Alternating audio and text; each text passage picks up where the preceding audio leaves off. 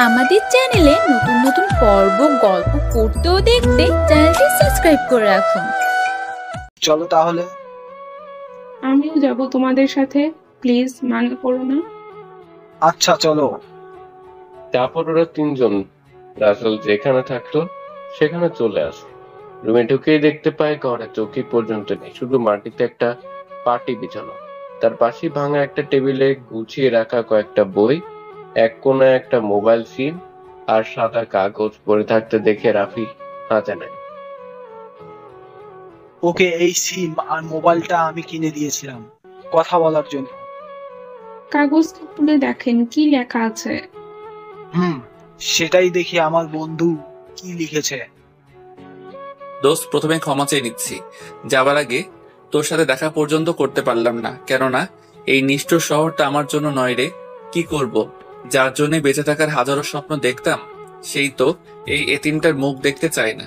তাই তো চলে যাচ্ছি তোদের ছেড়ে। মোবাইলটা রেখে গেলাম, পারলে ক্ষমা করে দিস আর ভালো থাকিস। শেষে একটা কথাই বলবো, রাইসাকে কখনো কষ্ট দিস না, কেননা তুই আমার মতো আবার এতটা কষ্ট সহ্য করতে পারবি না। আর ইসরাতকে বলিস সবসময় যেন ভালো থাকে, আর ভালো তো থাকবেই। আমার মতো এতিমের মুখটা দেখতে হবে না আর বিরক্ত হতে হবে না। আর লেখার ক্ষমতা হচ্ছে না রে ভাই। ভালো থাকিস তোরা। আল্লাহ যদি বাঁচিয়ে রাখে তো দেখা হবে। ইতি এতিম ছেলে। চিঠিটা পড়ে রাফি সহ সবাই কান্নায় ভেঙে পড়ে। ইসরাতের কান্না যেন থামছেই না। দেখছে এই জন্য বলি কি, থাকতে মূল্য দিতে শিখুন, কারণ হারিয়ে গেলে আর হাজার মূল্য দিতে চেয়েও কোনো লাভ হবে না। ইশরাত, আজকে তো তুমি অনেক খুশি, তাই না? আমার বন্ধুটাকে দূরে সরিয়ে দিয়ে ওর একটাই দোষ ছিল, তোমাকে নিজের থেকেও বেশি ভালোবাসতো।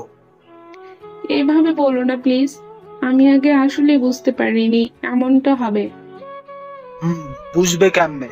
আমার বন্ধু যে একটা এতিম ছিল আর সবাইকেই না কোনো অল্পতেই বিশ্বাস করে নিত, যেটাই ওর জীবনের কাল হয়ে দাঁড়িয়েছে। তবে এখন তুমি মুক্ত। রাসেল নামের কেউ ভালোবাসি বলে বিরক্ত করবে না, মোবাইলে কল দিয়ে বলবে না তোমার কথা না শুনলে ওর ঘুম আসে না। যেই মানুষটা আমার ভালোবাসাকে কাজে এনে দেবার জন্য কত অত্যাচার সহ্য করেছে, অথচ একটিবারের জন্য ও মুখ ফুটে তার প্রতিবাদ করেনি। আর তুমি সেই মানুষটার পবিত্র ভালোবাসা নিয়ে মিথ্যা নাটক করেছো, ঠিকই বুঝবে যেদিন কিছুই করার থাকবে না। এভাবে বলবেন না প্লিজ, আমি যে ওকে অনেক ভালোবাসি। কেন এমনটা করেছি যেটা আমি নিজেও বুঝতে পারছি না। সেটা আর বলে লাভ নেই, কারণ আমি তো আর রাসেলের মতো বোকা না আপনার মিষ্টি কথা বিশ্বাস করব। এই রাইসা, চলো তো। রাফি কথাগুলো বলেই রাইসার হাত ধরে নিয়ে সেখান থেকে চলে যায়। ইচ্ছা সেখানে বসেই কান্নায় ভেঙে পড়ে। আজকে যেন চোখের পানি বাধা মানছে না। আজকে ঠিকই বুঝতে পারছে রাসেল ওর জীবনে কতটা জায়গা জুড়ে ছিল। ওর কথা বলা বিরক্ত না, বরং ভালোবাসায় জড়ানো যত্ন ছিল। রাসেল, তুমি কেন চলে গেলে? আমি না হয় ভুল করে কথাটা বলেছি, তাই বলে তুমি চলে যাবে? একটা বারের জন্য ভাবলে না তোমাকে ছেড়ে আমি কি নিয়ে বাঁচবো? ইসরাত কান্না করতে করতে সেখান থেকে চলে যায় বাড়িতে। এদিকে রাসেল ঘুম থেকে উঠে ফ্রেশ হয়ে নিচে এসে দেখে ওর মা কাজের মেয়ের সাথে কাজ করতেছে। আম্মু কি করতেছো শুনি? দেখছিস রান্না করতেছি, তাও জিজ্ঞেস করছিস? তোমাকে কাজ করতে হবে না, তুমি সরো তো, আমি করতেছি, বুঝতে পারলে? রাসেলের কথা শুনে রাশিদা চৌধুরী ও কাজের মেয়ে লায়লা অবাক হয়ে রাসেলের দিকে তাকিয়ে থাকে। তুই রান্না করবি মানে? তুই কি রান্না করতে পারিস নাকি? আমি সব পারি, কারণ আমি তো রান্না করে খেয়েছি, তাই না? না, তোর কাজ করতে হবে না। তোর বাবা এসে দেখলে খবর করে ছাড়বে। কিচ্ছুটি বলবে না? আমি আছি তো নাকি? আর বাবা আমার হাতে রান্না খেয়ে ভুলেই যাবে কে রান্না করেছে। বাবা এত ওভার স্মার্ট? আচ্ছা রান্না কর দেখি, কেমন করে রান্না করে আমার ছেলে। রাসেল কান্না করতে শুরু করে। ওর কাজ দেখে কাজের মেয়েটাও যেন অবাক হয়ে দেখেই যাচ্ছে। পাক্কা 2 ঘন্টা বাদে রাসেলের সবকিছু রান্না করা শেষ হয়ে যায়। রাসেল রান্না শেষ করে, এত কিছু তুই কিভাবে রান্না করতে পারিস, যেখানে লেলাও মনে হয় এতগুলো কিছু রান্না করতে পারবে না? হ্যাঁ হ্যাঁ হ্যাঁ, আম্মু তোমার ছেলের সব গুণ আছে বুঝলে। সেটাই তো দেখতে পাচ্ছি। আচ্ছা তুই বরং এখন গিয়ে গোসল করে ফ্রেশ হয়ে নে, একটু পরেই তোর বাবা চলে আসবে। আচ্ছা আমি গেলাম ওনাকে দিয়ে, তুমি সবকিছু টেবিলে সাজিয়ে রাখো কেমন। সেটা নিয়ে তোর কোনো চিন্তা করতে হবে না, তুই গিয়ে আগে ফ্রেশ হয়ে নে। রাসেল সেখান থেকে সোজা রুমে চলে আসে। ওয়াশরুমে ঢুকে গোসল সেরে নিয়ে বেরিয়ে আসে। ওই, তোরে যে নিচে খাবার খাওয়ার জন্য ডাকছি, শুনতে পাসনি? আমি তো ওয়াশরুমে ছিলাম, তাহলে শুনবো কিভাবে? সেটাও তো ঠিক।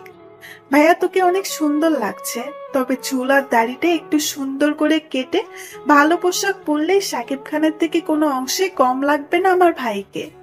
তাই বুঝি, আর এটাই আমার সবচেয়ে ভালো পোশাক, এর থেকে ভালো পোশাক নেই। আরে নেই তো কি হয়েছে, শপিং মলে তো ঠিকই আছে, শুধু যাওয়া লাগবে। এখন নিচে চল, বাবা বসে আছে। চলো। তা হবু ডাক্তার ম্যাডামকে কেমন জ্বালালি শুনি। ওরে তো অনেক জ্বালিয়েছি, যেটা বলে শেষ করা যাবে না। একটু রেডি হয়ে নিচ্ছে তখনই এভাবে কথা বলতে বলতে দুইজনে নিচে চলে আসে। সবাই একসঙ্গে খেতে বসে। লায়লা সবাইকে খাবার বেড়ে দিচ্ছে। সবাই যেন আজকে তৃপ্তি সহকারে খাবার খাচ্ছে। ওনার আম্মু আজকের খাবার কি বাড়িতে না তৈরি করে কেন রেস্টুরেন্ট থেকে এনেছো নাকি? এতটা মজা হয়েছে? রেস্টুরেন্ট থেকে কেন আনতে যাব? এইসব খাবার রাসেল একাই তৈরি করেছে। আহা না, ও রফিকুল চৌধুরী তো অবাকের চরম পর্যায়ে। বলে কি এসব? রাসেল এত ভালো রান্না করতে পারে? রাসেল, তুই রান্নাও করতে পারিস? তা এমন কোনো কাজটা আছে যেটা তুই পারিস না, একটু বলতো। ওই তো বাবা বলে ডাকা, কারণ এটা বলার কোনো অভ্যাস নেই তো তাই। রাসেল এমন একটা কথা বলবে কেউ সেটা ভাবতেই পারেনি। দূর পাগল ছেলে, আমাকে তুই বাবা বলে ডাকবি। আর খাবারটা খুব স্বাদের হয়েছে, এই জন্য তোকে উপহার দিলাম। বিকেলে অহনাকে সাথে নিয়ে শপিং করতে যাবি, আর একটু ঘুরেও আসবি। আহানা তো সেই খুশি যেটা ওর মুখ দেখেই বোঝা যাচ্ছে। আহানা বলে ওঠে, কি মজা কি মজা, আমি ভাইয়ের সাথে শপিং করতে যাব, আরবার ঘুরতেও পারবো, কি মজা। এত খুশি হয়ে লাভ নেই বুঝলি, কারণ শপিং রাসেল করবে, তুই করবি না। আম্মু দেখছো বাবা এটা কি বলে, তার ছেলেকে শপিং করতে দিবে আর আমাকে দিবে না, আমি কি তাহলে বন্যার পানিতে ভেসে যাব? এই পাগলি কাঁদিস না তো, আমি আছি তো নাকি। আর তুই কিভাবে ভাবলি তোকে না কিনে দিয়ে আমি কিছুই কিনবো? আহানা এবার খুশিতে ওর ভাইকে জড়িয়ে ধরে বলে, এই না হলে আমার লক্ষ্মী ভাই। ইস ভাইয়া, তুই আরো আগে কেন আমার কাছে আসলি না, তাহলে কত মজা নিতে পারতাম।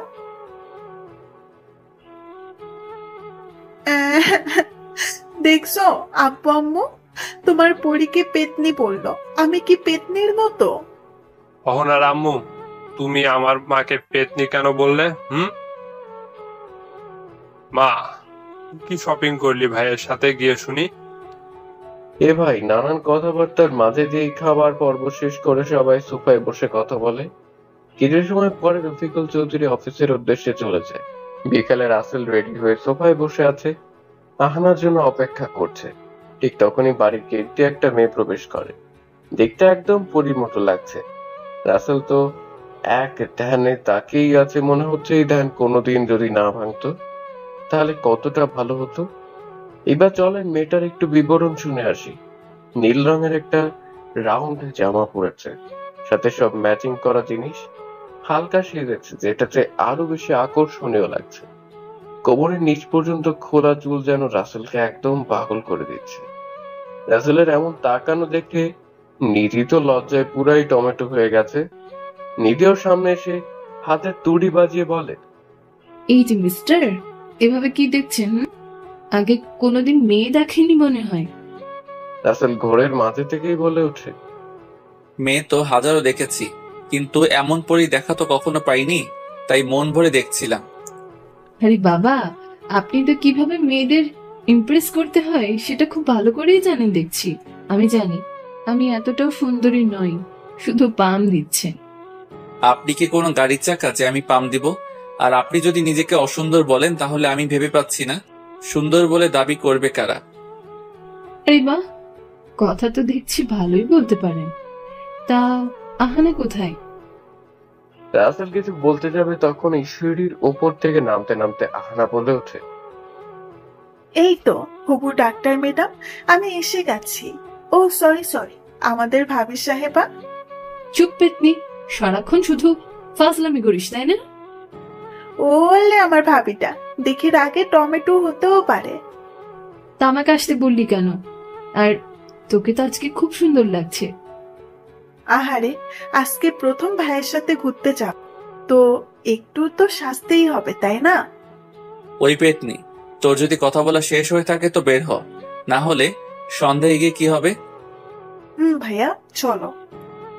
এদিকে নিধি বারবার রাসেলের দিকে তাকিয়ে আছে, শুধু দেখেই যাচ্ছে আর মনে মনে ভাবছে, কোনোদিন কারো উপরে আমি গ্রাস খাইনি, এই প্রথম ওর উপরে আমি গ্রাস খেলাম। ইস, ভাবতে কেমন ভাল লাগে। তারপর রাশিদা চৌধুরীকে বলে ওরা গাড়ি নিয়ে বেরিয়ে পড়ে। রাসেল ড্রাইভ করতেছে আর পিছনে বসে নিধি আর আহানা ননস্টপ ভাঙা রেডিওর মতো বেজেই যাচ্ছে। এই হচ্ছে মেয়ে মানুষ, দুইজন একসঙ্গে হয়েছে তো হলো, কোকিলের মতো কথা বলেই যাবে। রাসেলের তো মাথা ধরে গেছে ওদের কথা শুনে। অনেকটা সময় পরে ওরা একটা শপিং মলে চলে আসে। তারপর গাড়ি পার্কিং করে তিনজনে শপিং মলের ভিতরে প্রবেশ করে। আহানা শুধু দেখে যাচ্ছে, হঠাৎ নিধি চোখ আটকে যায় একটা পাঞ্জাবির উপরে। কিরে ভাবি, তুই এইভাবে ওই পাঞ্জাবিটার দিকে তাকিয়ে আছিস কেন? ওই পাঞ্জাবিটা না আমার খুব পছন্দ হয়েছে। তুই যদি তোর ভাইয়ের জন্য কিনতে, তবে তোর ভাইকে সেই মানাতো। টপ সুন্দরীর ভাবির পছন্দ কি আর খারাপ হতে পারে নাকি? আর এটা আমারও খুব পছন্দ হয়েছে। যেটা আহানা লক্ষ্য করে, আহানা পাঞ্জাবিটা কিনে নেয়। এদিকে ওরা শপিং করতেছে আর রাসেল ঘুরে ঘুরে এটা সেটা দেখতেছে। একটা জামা রাসেলের খুব পছন্দ হয়, কিন্তু কিভাবে আহানাকে কিনে দিবে? ওর কাছে তো কোনো টাকা পয়সা নেই, তাই জামাটা মন খারাপ করে দেখছে। যেটা আহানা এসে দেখতে পায়, জামাটা কিনে নেয়। এবার আহানা লক্ষ্য করে রাসেলের মুখে স্পষ্ট খুশি রেখা ফুটে উঠেছে। এইভাবে ওরা তিনজন অনেক কিছু শপিং করে একটা রেস্টুরেন্ট থেকে খেয়ে ঘুরতে বের হয়। একটা নদীর ধারে আসে, যেখানকার পরিবেশটা খুবই সুন্দর। নিমিষেই মন ভালো হয়ে যায়। আহানা জানিস, ওই জায়গাটায় আসলে আমার অনেক ভালো লাগে। মনে হয় নিজেকে একদম হালকা মনে হয়। এই জায়গাটা আসলেই খুব সুন্দর।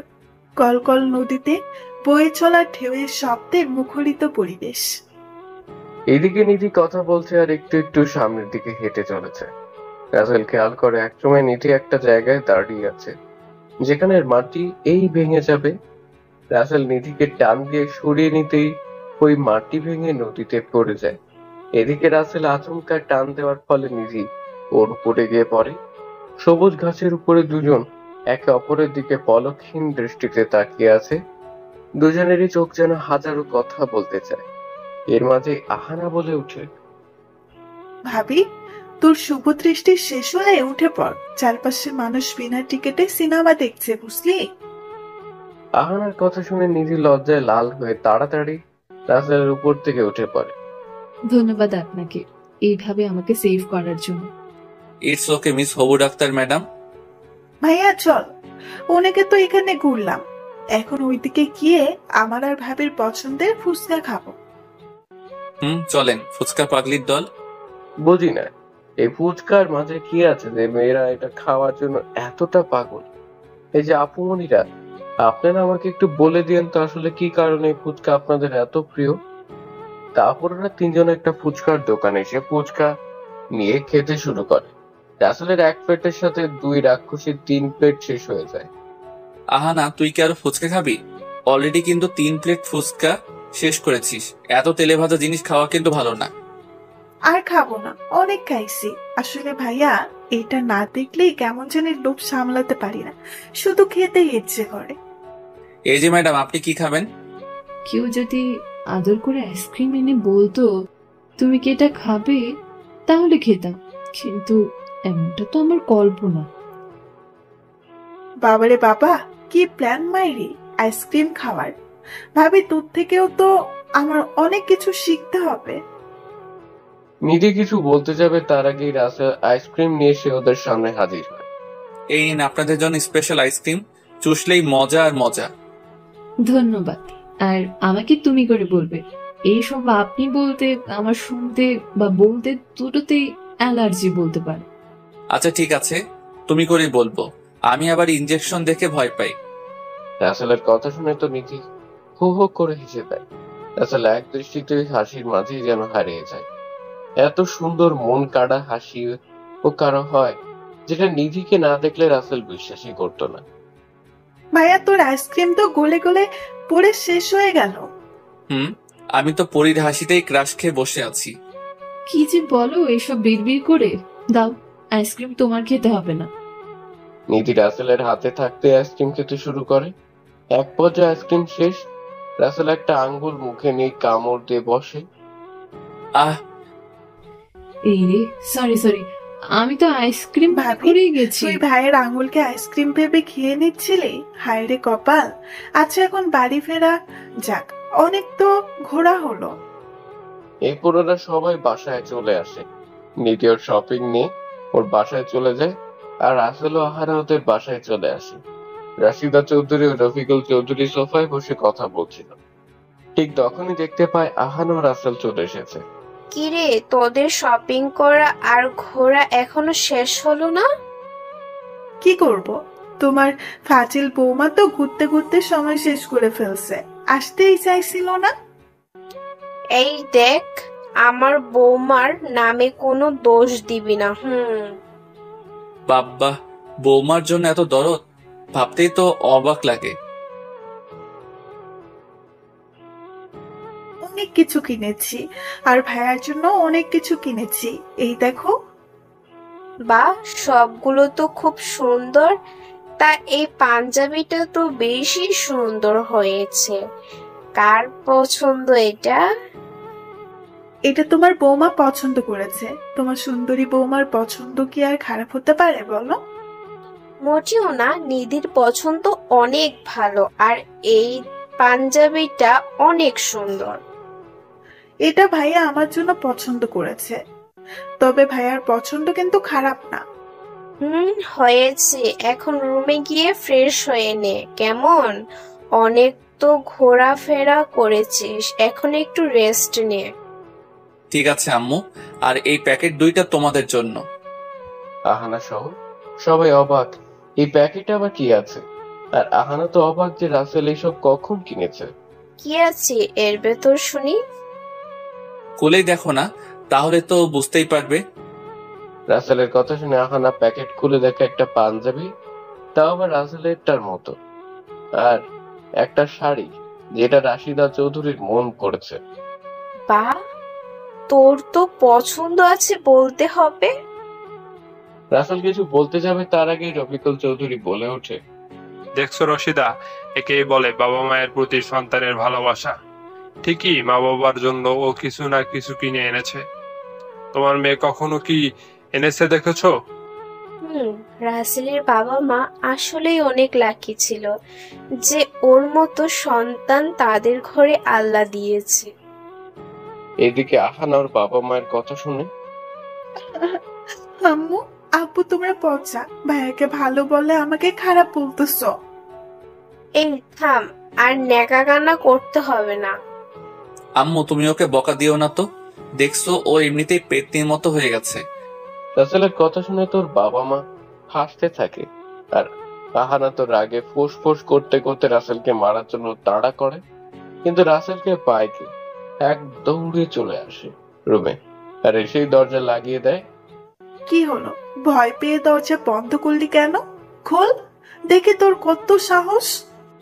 আমার সাহস দিয়ে কি করব? তোর সাহস থাকলেই হবে। দুজন এইভাবে ঝগড়া করতে থাকে, আর এইদিকে রাশিদা চৌধুরী ও রফিকুল চৌধুরী কথা বলতে থাকে।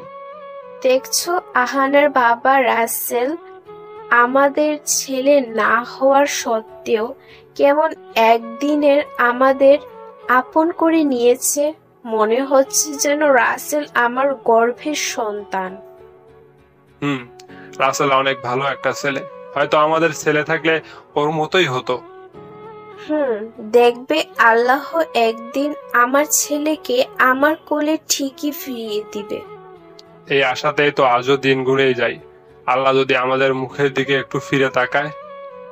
এইভাবে দুজন অনেক কথা বলে। এভাবে হাসি ঠাট্টার মাঝে দিয়ে কেটে যায় কয়েকদিন। এদিন সবাই খেতে বসে। রাসেল, আজকে তোকে আমার সাথে যেতে হবে। আমি আবেদন করে দিয়েছি, তোর আজকে পরীক্ষা। ও তাহলে তো ভালোই হলো। তোর কিছুই হবে না, শুধু গিয়ে হাজিরাটা দিবি, ব্যাস। তারপর যা করা লাগে আমিই করব। না বাবা, আমি আমার নিজের যোগ্যতা অনুযায়ী কর্ম করতে চাই, তোমার পাওয়ার অনুযায়ী নয়। সেটা ভালো কথা, কিন্তু তোর উপর ছেড়ে দিয়ে যদি না টিকতে পারিস তখন কি হবে? আমার নিজের উপরে অনেক ভরসা আছে, আর আমি বিশ্বাস করি নিজের উপরে বিশ্বাস যত মজবুত হবে সে জীবনে ততটাই উন্নতি করতে পারবে। ওকে, ঠিক আছে, তোর ইচ্ছে। তবে পরে কি আমাকে দোষারোপ করতে পারবি না। ঠিক আছে বাবা, আমি নিজের চেষ্টায় সফলতা অর্জন করব, এই আমি বলে দিলাম। সেইভাবে অনেক কথা বলে রাসেল ও বাবা মায়ের পায়ে হাত দিয়ে সালাম করে চলে যায় এয়ারপোর্টে। রাসেলকে বড় বড় অফিসারের সাথে রফিকুল চৌধুরী পরিচয় করিয়ে দেয়। রাসেল সব পরীক্ষায় শেষ করে, সব কিছুতেই প্রথম হয়। বিকেলে বাসায় চলে আসে। কি রে, কেমন হলো তোর পরীক্ষা শুনি? আম্মু, অনেক ভালো হয়েছে। বাকাটা এখন আল্লাহর হাতে। তবে আমার আশা আছে এই চাকরিটা আমার হবেই। দোয়া করি বাবা, তোর মনের আশা যেন আল্লাহ পূরণ করে। এখন খেয়ে নে, সারাদিন তো মনে হয় কিছুই খাসনি।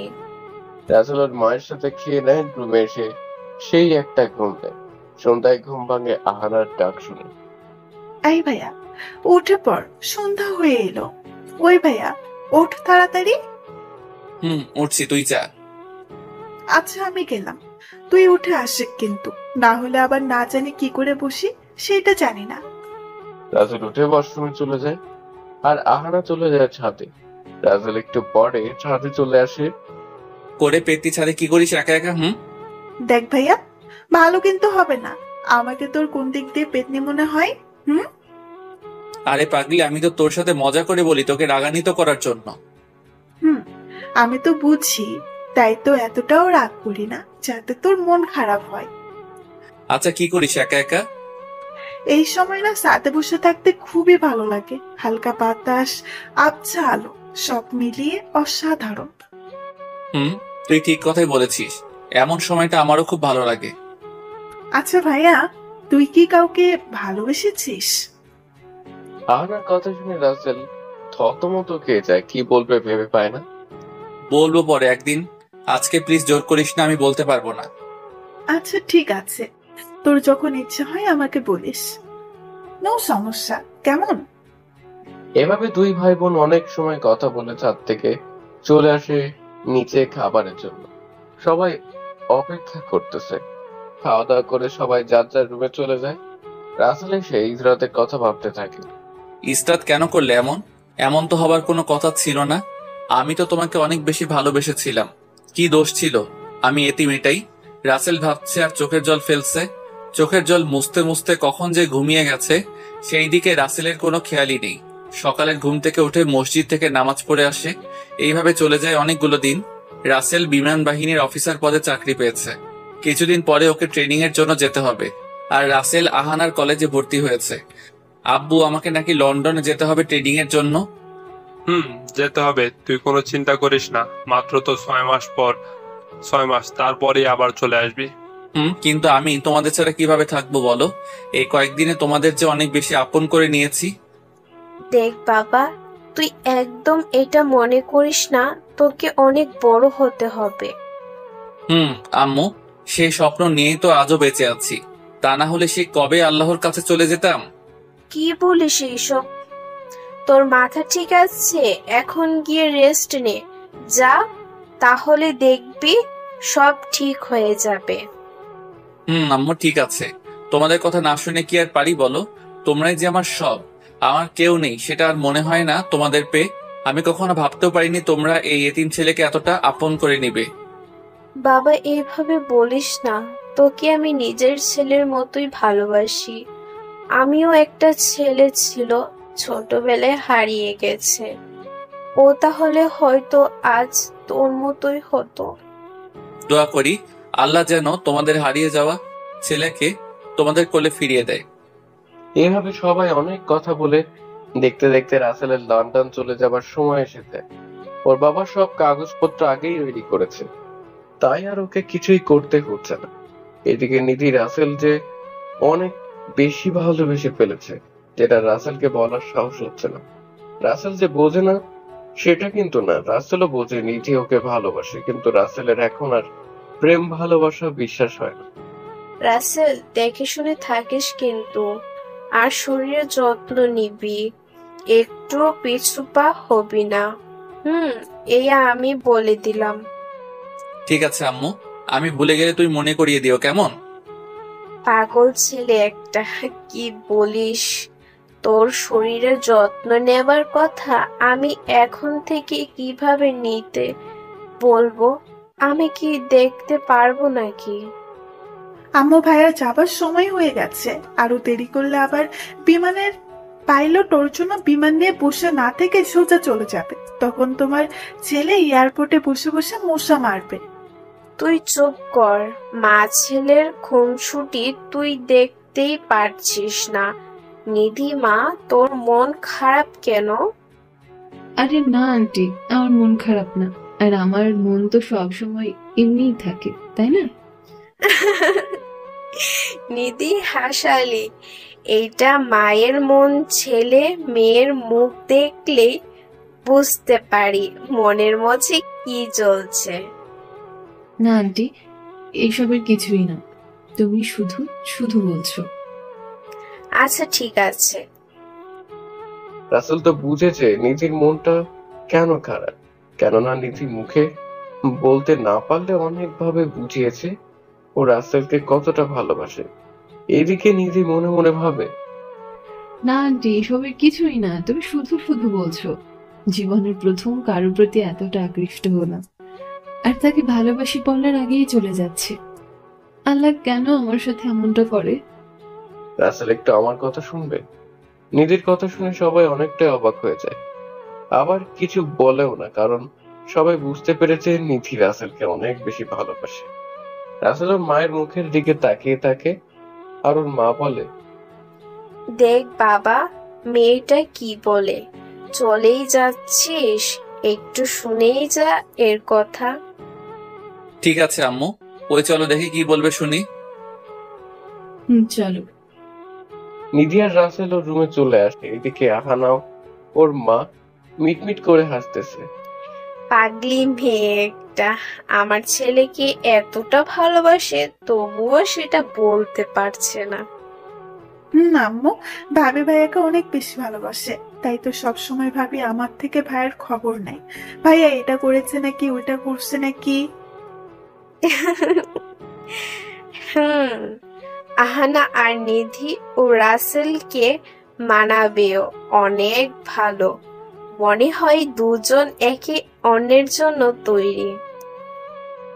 মা এইভাবে কথা বলতে থাকো, আমরা বরং চলে যাই নিধি ও রাসেলের কাছে। কি বলেন আপনারা? নিধি রুমে গিয়ে রাসেলকে দৌড়ে গিয়ে জড়িয়ে ধরে কান্না করে দেয়। রাসেল তো মনে হচ্ছে আসমান থেকে পড়লো। এই কি করছে এসব? আমি যে একটা পরপুরুষ সেটার কথা কি তোমার মনে নেই? না নেই, আমি তোমাকে নিজের জীবনের থেকেও বেশি ভালোবাসি। সেটা কেন বলছো না বলো? দেখো নিধি, তুমি অনেক লক্ষ্মী একটা মেয়ে, তোমার মনটাও অনেক ভালো। আমি কেন যে কেউ প্রথম দেখায় প্রেমে পড়বে? তাহলে তুমি আজও দূরে দূরে কেন আছো, আমাকে আপন করে না নিয়ে?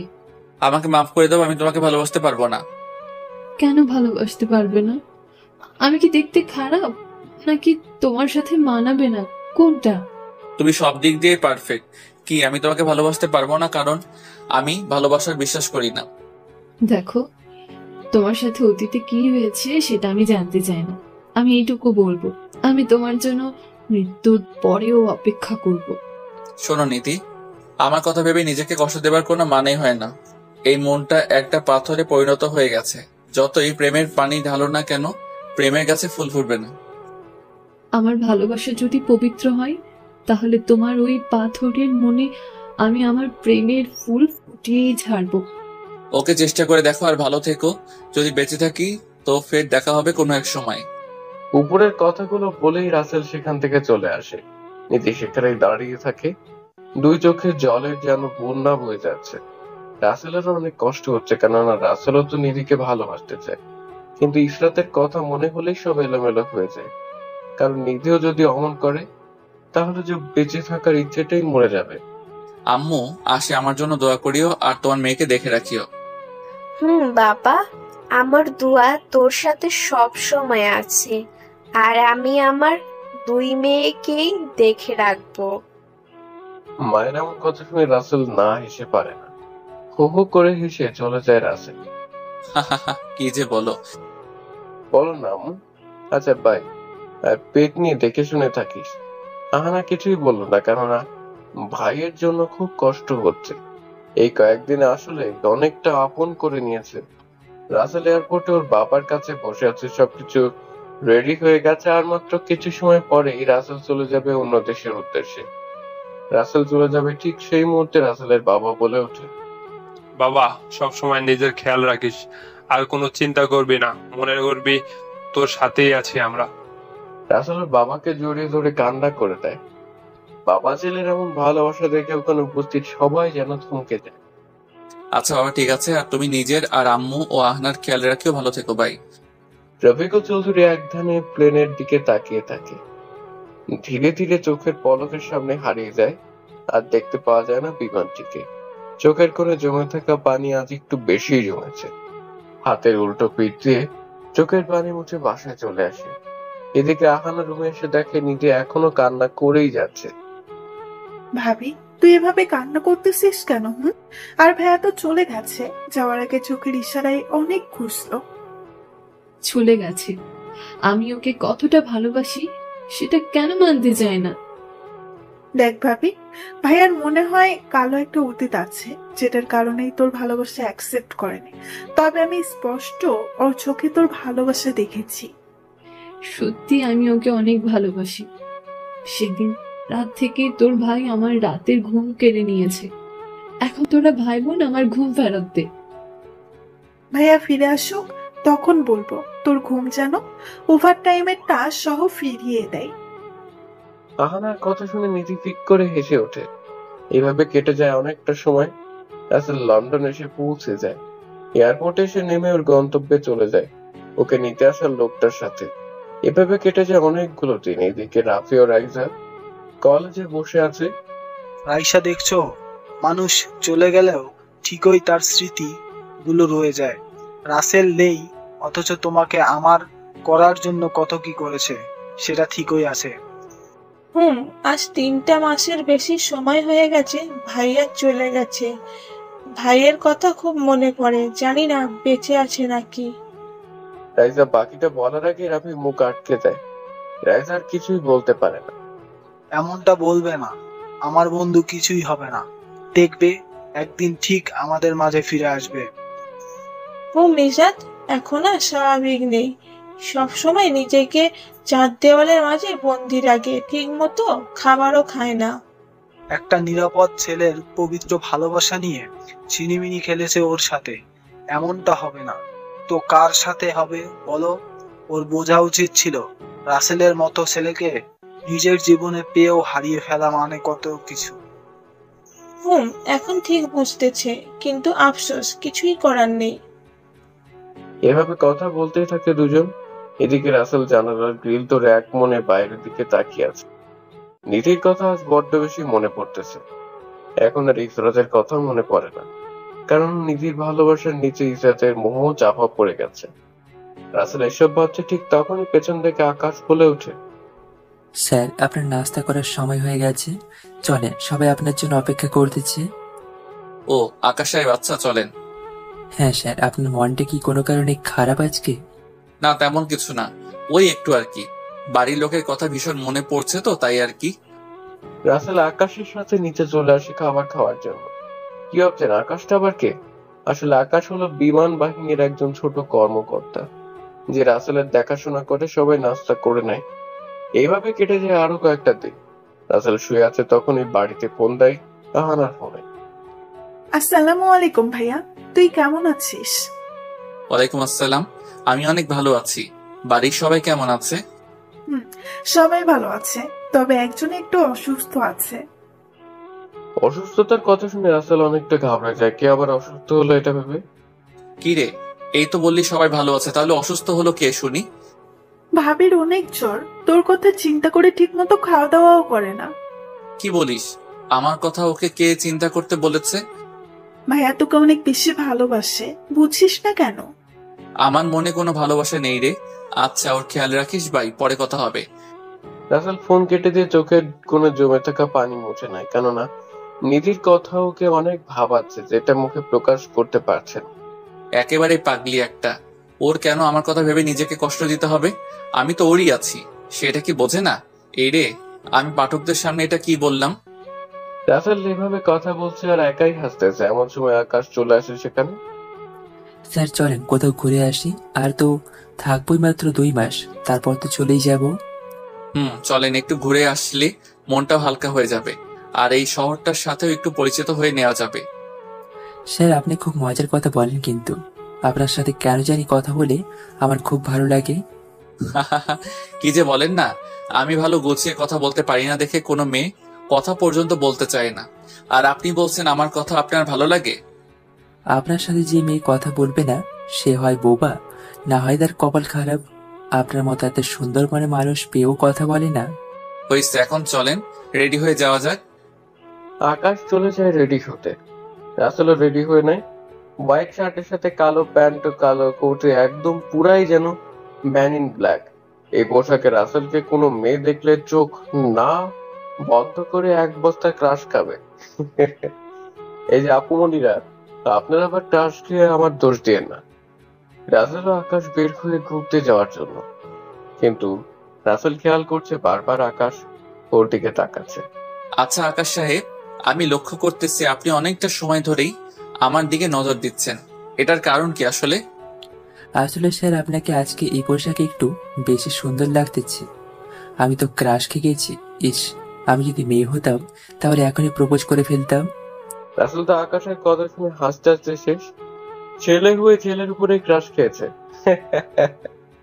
কি আর বলবো রে ভাই, আজকাল যেই জামানা আইছে, মেয়ে হয়ে মেয়েকে ভালোবাসে, একে অপরকে ছাড়া বাঁচবে না, সেখানে এটা কিছুই না।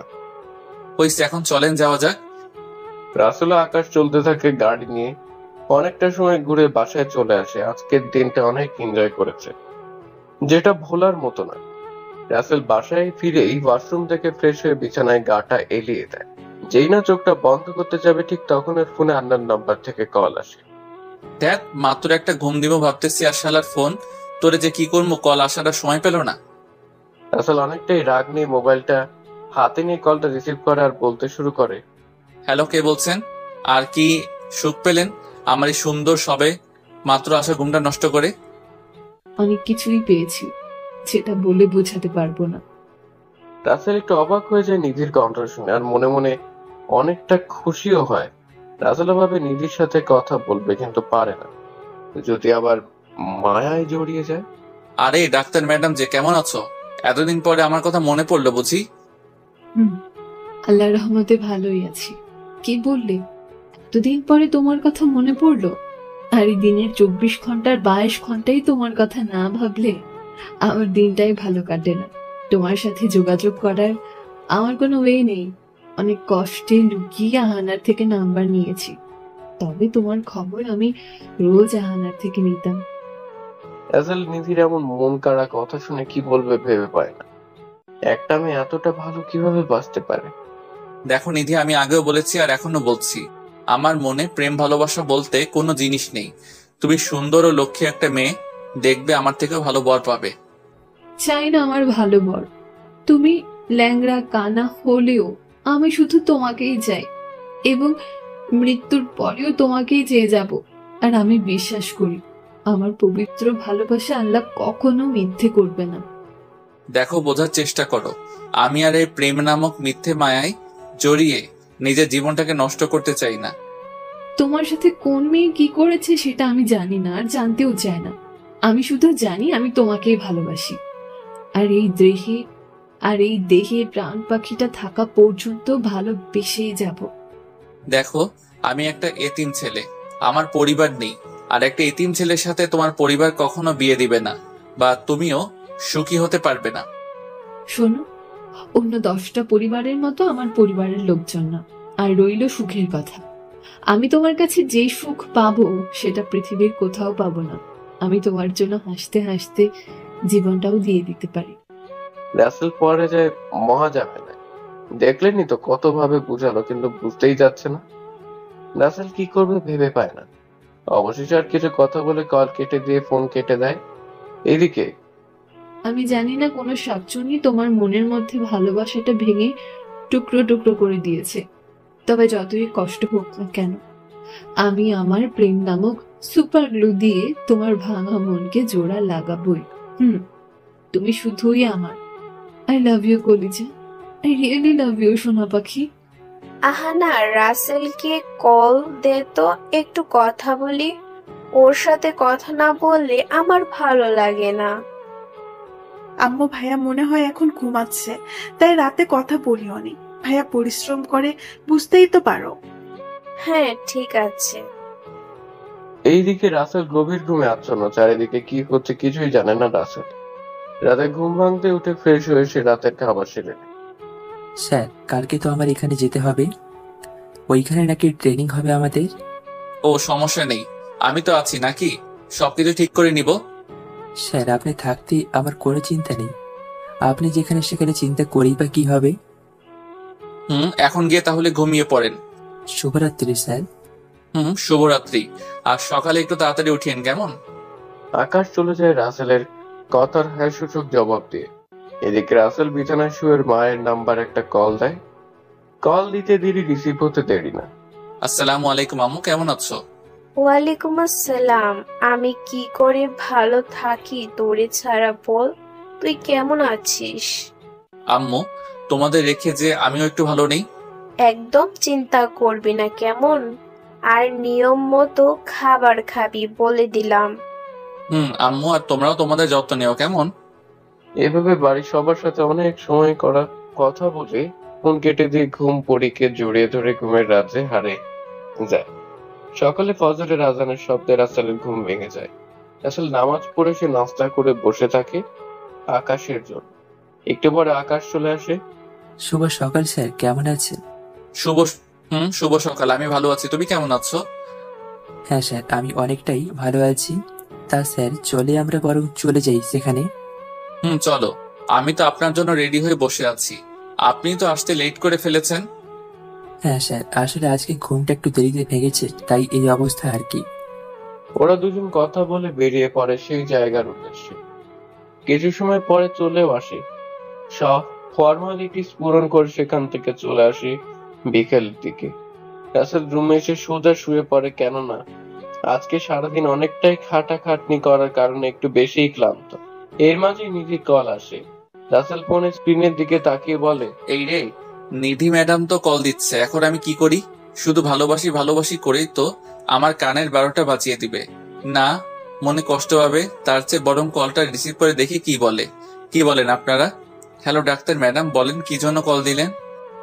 শোনো, বেশি কথা বললে কিন্তু একেবারে ইনজেকশন দিয়ে দিব। বলে দিলাম। এই, আমাকে ইনজেকশন দেবার কথা বলে ভয় দেখাচ্ছ? আমি কি তোমাদের মতো নাকি যে সামান্য তেলাপোকা দেখেই ভয় পাবো? আরে, আমরা না হয় তেলাপোকা দেখে ওই একটু একটু ভয় পাই, কিন্তু তুমি তো ইনজেকশন দেখেই ভয় পাও। রাসেল তো নিধির হাসির শব্দেই মাতাল হয়ে যায়। চুপ করে হাসির শব্দ শুনতে থাকে। এই, আমাকে কি তুমি মেরে ফেলতে চাও নাকি বলো তো? নিধি রাসেলের কথা শুনে অনেকটাই চমকে ওঠে। বলে কি ছেলে? এই, আমি তোমাকে মারার প্ল্যান করছি মানেটা কি? ঠিকই তো বলছি। এত মিষ্টি হাসি দিলে এমনিতেই তো আমার হার্ট বন্ধ হয়ে যাবে। জানো, তোমার হাসি শুনে আমি 1 বস্তা ক্রাশ খাইছি। কি বলো পাগল?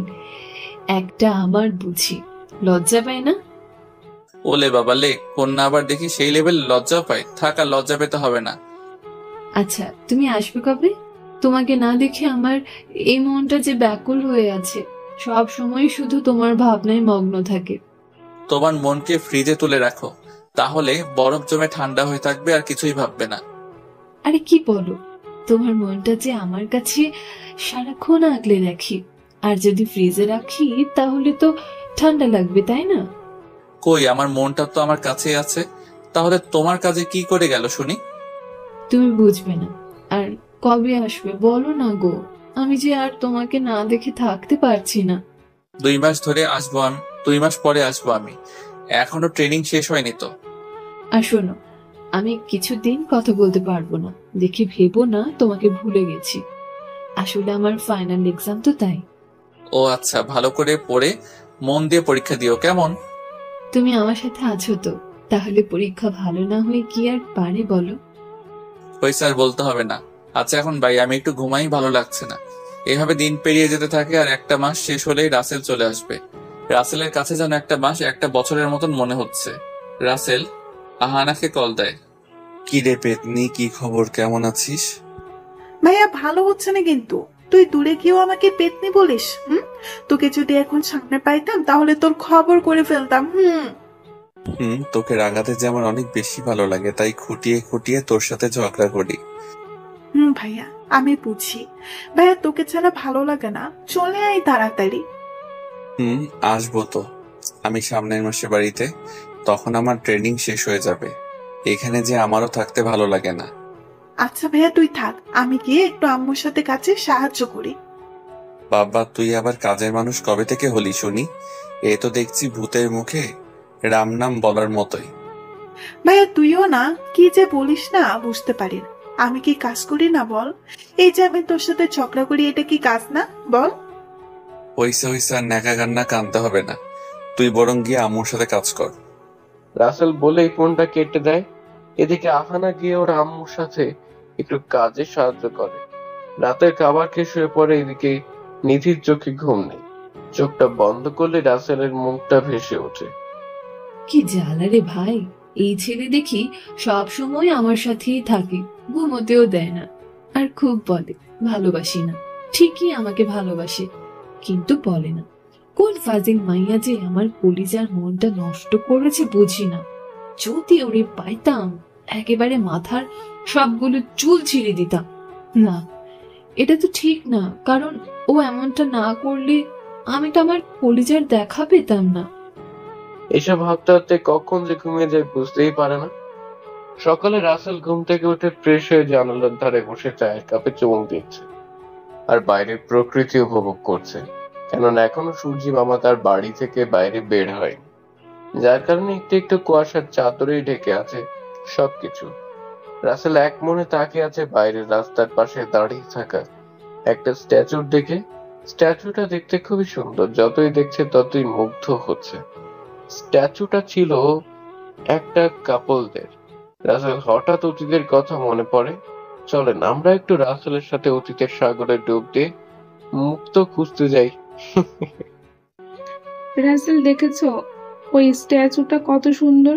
মেয়েটা ছাড়তে চাইলেও কখনো ছেলেটাকে ছাড়তে পারবে না। কত নিখুঁত ভাবে তৈরি করেছে কারিগর, তাই না? আসলে খুব সুন্দর দেখতে। ইস, আমরাও যদি সারা জীবন ওদের মতো থাকতে পারতাম তাহলে কষ্ট আমাদের কখনো স্পর্শ করতেই পারতো না। দূর পাগল, আমি কি কখনো তোমাকে ছেড়ে যাব নাকি যে তুমি এসব বলছো? আমি তো সবসময় তোমারে আছি, তোমারই থাকবো।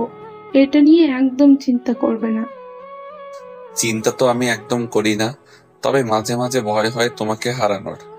আমি আবারও হারিয়ে কোথায় যাব বলো? তোমাকে ছাড়া যে আমিও অসহায়। তোমাকে একটা মুহূর্তের জন্য চোখের আড়াল করলেই মনে হয় এই দেহে প্রাণ পাখিটাই নাই। রাসেল ইসরাতকে জড়িয়ে ধরে ওর থুতনি ধরে কপালে একটা কিস দিতে গিয়েও পারে না, কেননা আকাশের কথায় রাসেলের ধ্যান ভাঙে আর বাস্তবে ফেরে। স্যার, আমি সেই কখন থেকে ডেকে যাচ্ছি, কিন্তু আপনি তো শুনছেনই না। কোথায় হারিয়ে গিয়েছিলেন শুনি? আরে এমন কিছু না, আসলে আমি একটা জিনিস নিয়ে খুব ভাবছিলাম গভীর মনোযোগ দিয়ে, তাই হয়তো আপনার কথা আমার কান পর্যন্ত পৌঁছাতে পারেনি। আচ্ছা, এটাই হয়তো ঠিক। এখন এইসব ভাবনা বাদ দিয়ে চলেন ফ্রেশ হয়ে কাজে লেগে যাই। ইস, আর মাত্র একটা মাস, তাই দেশে চলে যেতে পারবো। ভাবতেই কেমন খুশি খুশি লাগে। অনেক খুশি লাগে। তাই মিস্টার আকাশ সাহেব, বাড়িতে কি বউ রেখে আসছেন নাকি? হুম? কি যে বলেন না স্যার, আমি এখনো বিয়েই করিনি, তাহলে বউ আসবে কোথা থেকে? তবে ইচ্ছা আছে বাবা মায়ের পছন্দ মতো সুন্দর একটা মেয়েকে মনের রানী বানাবো। সেটাই ভালো হবে। মা বাবার ইচ্ছার গুরুত্ব কয়জনই বা দিতে পারে বলেন? এই পৃথিবীতে তো তারাই সবচেয়ে বেশি সুখী যাদের বাবা মাও একা পরিবার আছে। রাসেলের কথা শুনে আকাশ কেন জানি একটু থমকে যায়, কেননা সে কেন এমন কথা বলতেছে। স্যার, তাহলে আপনার মা বাবা কি এই পৃথিবীর বুকে বেঁচে নেই? রাসেল একটা দীর্ঘশ্বাস ফেলে আকাশের দিকে তাকিয়ে বলতে থাকে, জানি না আমার বাবা মা এই পৃথিবীর বুকে আজও আছে কিনা, কেননা আমি জন্মের পর তাদের দেখেছি কিনা সেটা মনে পড়ে না, কারণ আমি একটা এতিম ছেলে। তবে এই অভাবটা আমার নতুন পরিবারের সবাই একটু একটু করে পূরণ করেছে, দিয়েছে অসীম ভালোবাসা। স্যার, আপনাকে দেখে কখনো বুঝতেই পারিনি আপনার মনে কোনো এতটা কষ্ট লুকিয়ে আছে। বুকে এত কষ্টের চাপা নিয়ে কি ভালো লোক সমাজের সামনে হাসি খুশি থাকেন বুঝতে থাকা আমার এই অবুঝ মন। কি যে বলেন না, আসলে সবকিছু শিখতে হয় বেঁচে থাকতে হলে। স্যার, যদি কিছু মনে না করেন তো একটা কথা জিজ্ঞেস করি। আপনি এত সময় ধরে কথা বলেই আসতেছেন, আর এখন বলছেন একটা কথা জিজ্ঞেস করতে চান, তাহলে কি এত সময় গান শোনালেন নাকি? স্যার, কি যে বলেন না, আসলে এই কথাটা একটু ব্যক্তিগত, তাই আর কি। আচ্ছা বলেন শুনি, কারণ আপনি কথাটা না বলতে পারলে সারাক্ষণ বলেই যাবেন একটা কথা একটা কথা। তার চেয়ে বরং এখনই শুনে নি। আপনি কখনো কোনো মেয়েকে কি ভালোবেসেছিলেন? রাসেল আকাশের মুখের দিকে তাকিয়ে থাকে, চোখের কোণে নোনা পানি চিকচিক করতে শুরু করে, বুকের মাঝে কষ্টের মাথাটা নাড়া দিয়ে ওঠে। বেসেছিলাম একটা বেঈমানকে নিজের জীবনের থেকেও বেশি। মনে করেন ও আমার বেঁচে থাকার একমাত্র উৎস ছিল। তাহলে সে আপনার সাথে বেইমানি কেন করলো? আপনি তো অনেক সুন্দর, আর আমি বলি ওই মেয়ের কপাল খারাপ যে আপনার মতো মানুষকে পেয়েও অবহেলায় হারিয়েছে। আমি এতিম, পরিচয় বলার মতো কিছুই নেই, টাকা পয়সার নামটাও তো নেই, তাই সে আমাকে রেখে চলে গেছে অন্য কোনো গন্তব্যে, যেখানে তার মনের মতো সবকিছুই আছে। স্যার, ওই মেয়েরে যদি আমি কখনো সামনে পেতাম, ঠাস করে গালে একটা থাপ্পড় দিয়ে শুনে দিতাম টাকা পয়সা কি বেঁচে থাকার জন্য সব? টাকা পয়সা তো সব না হলে কি সে আমাকে ছেড়ে যেত? একটা সময় কতই না ভালোবাসতাম, একটা মুহূর্তের জন্য চোখের আড়াল হতে দিত না। কিন্তু এখন মানুষ দুটো একই আছে, শুধু সময়টা পাল্টে গেছে। আচ্ছা স্যার, অনেকে শুনেছি, এখন এসব বাদ দিয়ে চলুন কাজে যাওয়া যাক, আর তো কয়েকটা দিন মাত্র। চলেন, একটু দেরি হয়ে গেল মনে হয়। রাসেল চোখের কোণে জমে থাকা নোনা পানি ডান হাতের উল্টো পিঠ দিয়ে মুছে নিয়ে রেডি হতে চলে যায়। এদিকে আকাশও রেডি হয়ে নেয়। কিছু সময় পরে দুজনেই বেরিয়ে পড়ে। সারাদিন ট্রেনিং করে সন্ধ্যার আগে বাসায় চলে আসে। স্যার, আজকের দিনটা খুব ভালো কেটেছে, কখনো মনেই হয়নি আমি ট্রেনিং এ আছি। তাই মিস্টার আকাশ, কেন মনে হলো না শুনি? আর আপনার মনটা এত খুশি খুশি বা কেন মনে হচ্ছে? এতদিন আপনার মনের গহীনে লুকিয়ে থাকা কষ্টের কথাটা জানতে খুব ইচ্ছে করতেছিল, কিন্তু সেটা আজকে শুনতে পেরেছি, তাই মনটা খুব ফ্রেশ। ওরে বাবারে, আমি তো এখন বুঝতে পারলাম। আচ্ছা যান, গিয়ে ফ্রেশ হয়ে নিন কেমন? ঠিক আছে স্যার, আমি গেলাম, আপনিও ফ্রেশ হয়ে নিন। রাসেল গিয়ে ফ্রেশ হয়ে হালকা একটা নাস্তা করে বিছানায় এসে গাটা এলিয়ে দিতেই যেন ঘুম পড়িয়ে এসে জড়িয়ে ধরে হারিয়ে যায় ঘুমের রাজ্যে। রাসেলের ঘুম ভাঙে রাতে। উঠে ফ্রেশ হয়ে রাতে খাবার খেয়ে ফোনটা হাতে নিয়ে রাতের কথা চিন্তা করতে থাকে। আজকে রাফির কথা ওর খুব করে মনে পড়তেছে। কোনো ওয়েও নেই যে ওর সাথে যোগাযোগ করবে, তাই মনের মাঝে এক বালতি কষ্ট নেই, আবার ঘুমের দেশে বাড়ি জমায়। এভাবে পার হয়ে যায় 27টা দিন।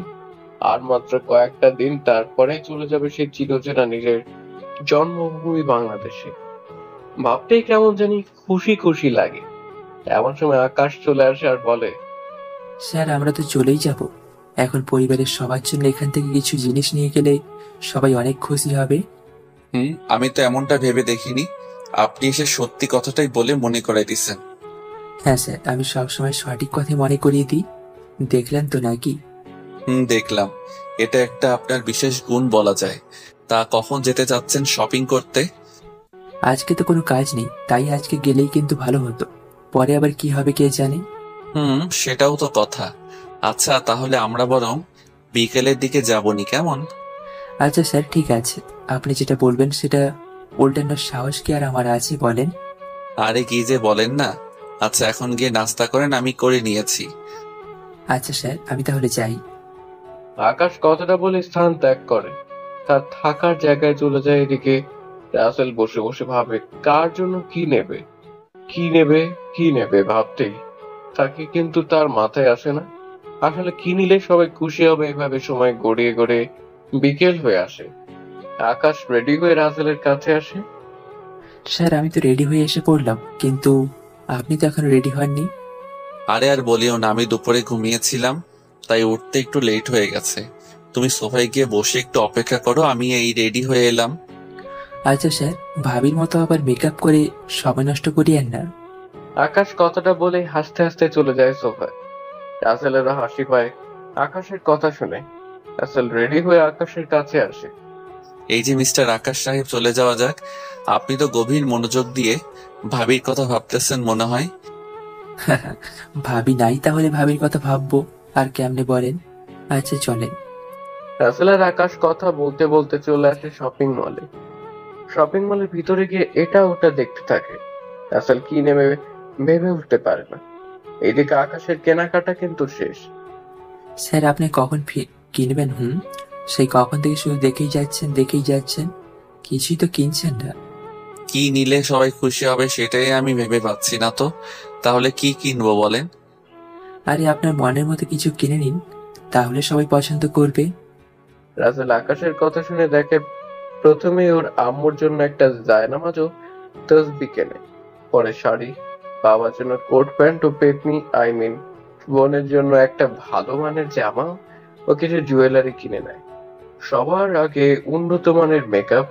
রাসেল শপিং করে বাড়িতে ফেরে আসতে যাবে, অমনি মনে পড়ে এই রে, সবার জন্যই তো কত কি নিলাম, কিন্তু নিধি ম্যাডামের জন্য তো কিছুই নিলাম না।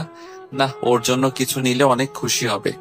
তারপর আবার শপিং মলে গিয়ে বেছে বেছে লালের ভিতরে নীল রঙের কাজ করা একটা শাড়ি কিনে বেরিয়ে আসে। স্যার, আপনার পছন্দ আছে বলতেই হবে। তা এত সুন্দর একটা শাড়ি কার জন্য কিনলেন শুনি? দেখি এটা বাড়িতে গিয়ে কাকে বেশি মানায়, যাকে বেশি মানাবে তাকেই না হয় দিয়ে দিব। আপনার থেকে আমি সহজে কোনো কথা জানতে পারিনি, সবসময় একটা না একটা বলে পার পেয়েছেন। আমি এমনি বলতে পারেন। এখন চলেন, পেটের মধ্যে চুহা দৌড়াদৌড়ি করতেছে, তাকে শান্তি দিয়ে আসি রেস্টুরেন্টে গিয়ে।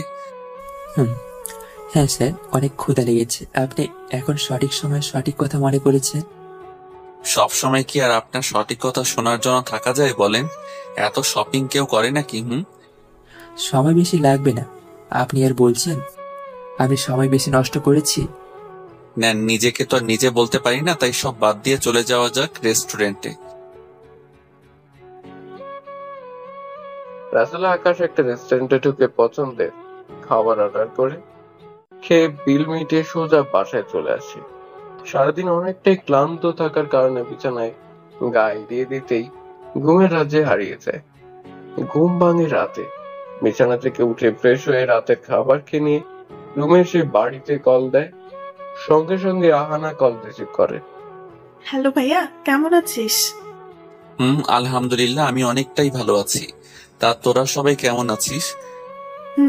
আমরাও অনেক ভালো আছি, কিন্তু তোকে অনেক মিস করছি রে ভাইয়া।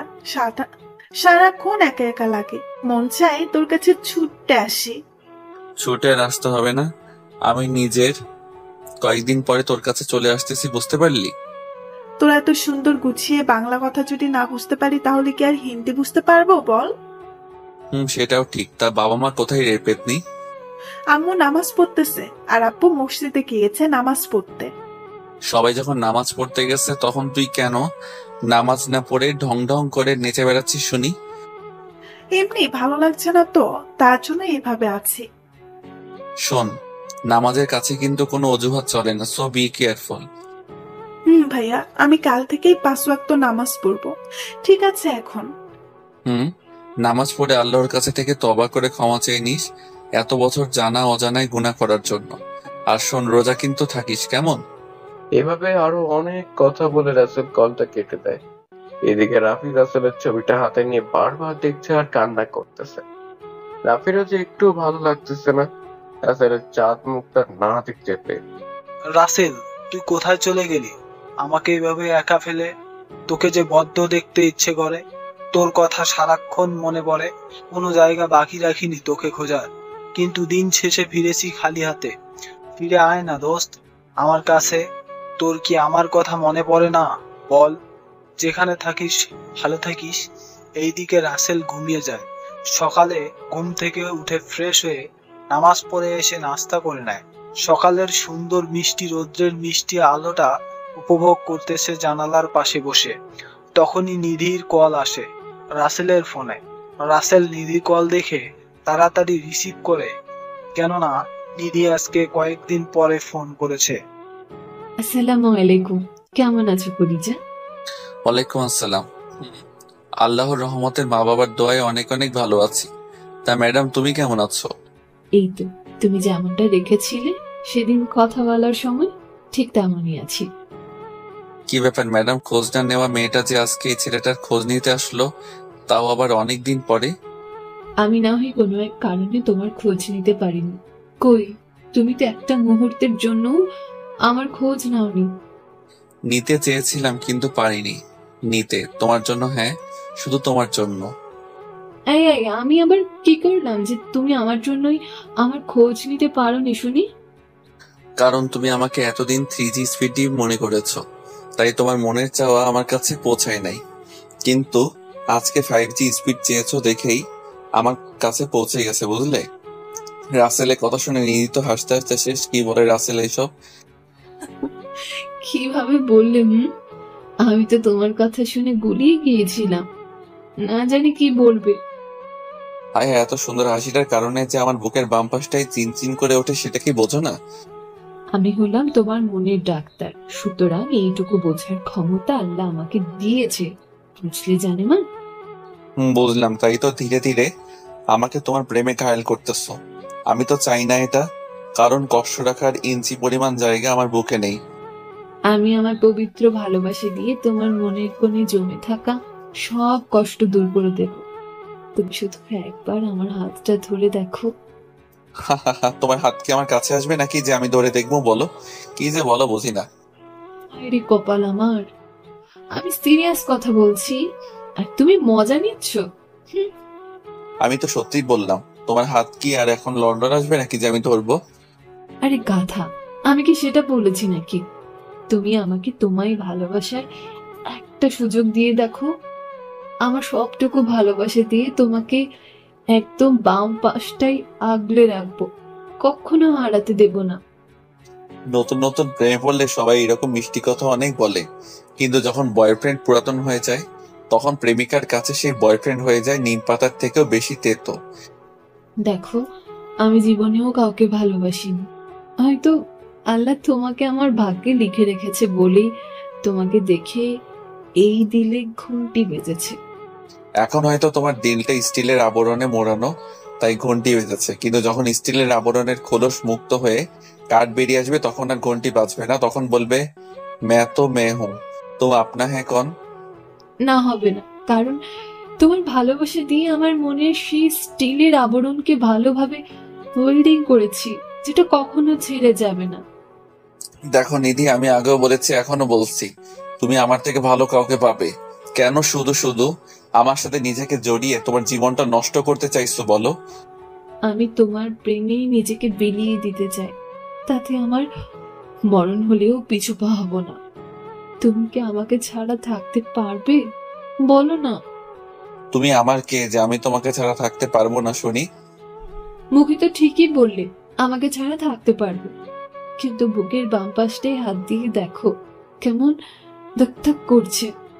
মনে মনে এই বুঝি অক্সিজেনের মান কমে যাচ্ছে, কেননা আমি তোমার অক্সিজেনের উৎস। রাসেল কি বলবে ভেবে পায় না, কেননা যেটাই বলে এই মেয়ে সেটাই কোনো না কোন যুক্তি দিয়ে সেটা হারিয়ে দেয়। তোমাকে ছাড়া বাঁচতে পারবো কিনা সেটা জানি না, তবে আমি আর কষ্ট নিতে পারবো না। সবার কষ্ট সহ্য করার ক্ষমতা আমার আল্লাহ আমাকে দিয়েছে, কিন্তু ভালোবাসার মানুষের দেওয়া কষ্ট সহ্য করার ক্ষমতা আমাকে দেয়নি। তোমার এই কষ্ট সহ্য করার ক্ষমতা থাকতে হবে না, কারণ আমি তোমাকে কখনোই কষ্ট দিবই না, সব সময় ভালোবাসা দিয়ে আগলে রাখবো।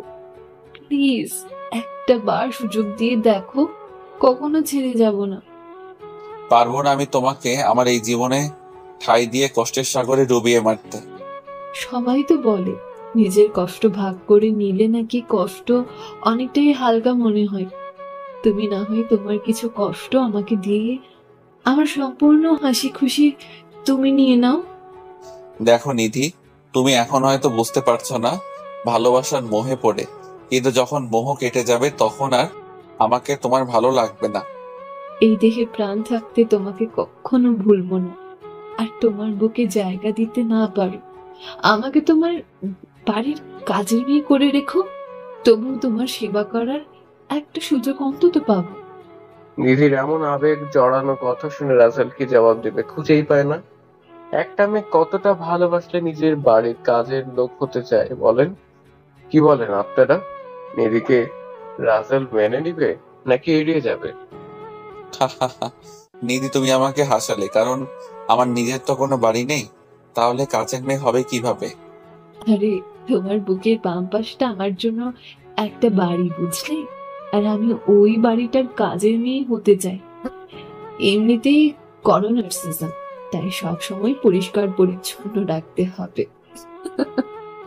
তুমিও না কি এমন সব কথা বলো? আমি না হেসে পারি না।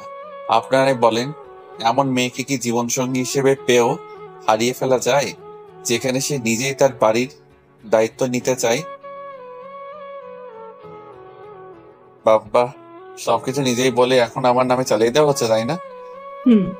তুমি তো আমার সব, তোমার সাথেই তো এমন দুষ্টুমি করবো, তাই না? আচ্ছা তুমি থাকো, কেমন? আব্বু ডাকছে, দেখি কি বলে। আচ্ছা তাহলে যাও, ভালো থেকো, আল্লাহ হাফেজ। ওকে, তুমিও ভালো থাকো। আল্লাহ হাফেজ। সবাই ভালো থাকুন।